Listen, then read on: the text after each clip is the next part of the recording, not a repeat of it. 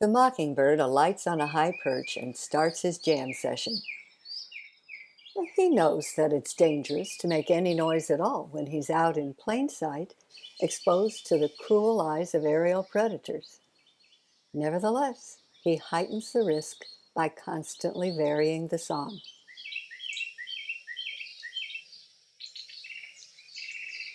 A change of pace every 5 seconds just makes him leap to the foreground of a Cooper's hawk's attention. And then, just in case the hawk is nearsighted, the mocker jumps in the air, singing all the while, as if taunting, "Here I am! Catch me if you can!" That kind of daring do endears him to females, because a male like that will protect the nest. But unfortunately, the performances that female mockingbirds favor assure that a certain number of those spirited male mockingbirds will end up in a hawk's talons for their trouble. The predators do tend to inhibit songbird populations from developing large repertoires by killing more of the show-offs. But even the threat of being strangled by a Cooper's hawk isn't enough to discourage the males from bursting forth in arias of their own composing. Arias that are the result of hours upon hours of practice. Because male mockingbirds certainly aren't born with a selection of a couple hundred phrases. They painstakingly learn song after song, throwing in noises like trucks backing up and car alarms, because the mocker's DNA compels him to imitate.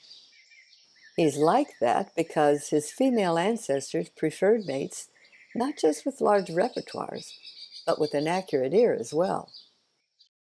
You see, mockingbird women are looking for more than just bravado. The female expects a skilled songster, and she doesn't settle for a drunk on a karaoke stage.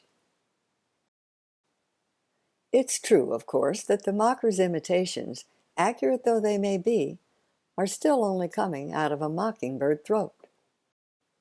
Yeah, he can do a creditable Eastern Phoebe, but if you listen along with him to a tufted titmouse and then hear his own version of it, you'll find that he's not an off-key karaoke duffer, but he's no tufted titmouse either. His cardinal song has the tune and tempo, but not the timbre of a real cardinal. And that's okay. The females will forgive him for sounding like a mockingbird.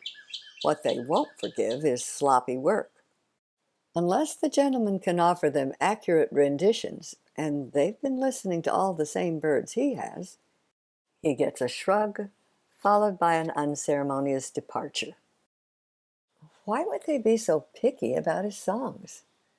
What's that got to do with raising babies? This.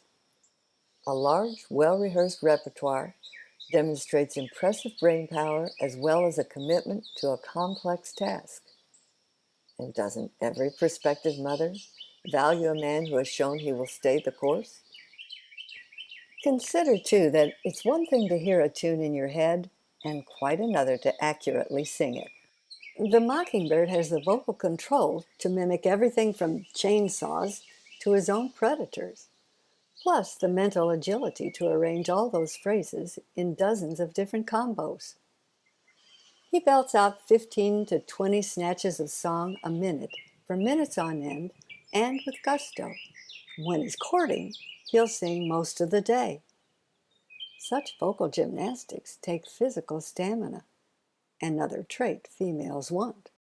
They look for brave, smart, dependable, healthy mates with enough stamina to help raise a couple of broods. And the mockingbird song demonstrates whether he has those qualities. So the men practice. Now, obviously, every male is singing in hopes of beguiling a female. But there's a little more to it than that, because singing produces in the male's brain a feel-good chemical called dopamine. Even if no female has given him a second glance yet, every time the male performs, his body is pumping out a natural opiate that makes him sing for the joy of the song itself. And that probably appeals to the women too.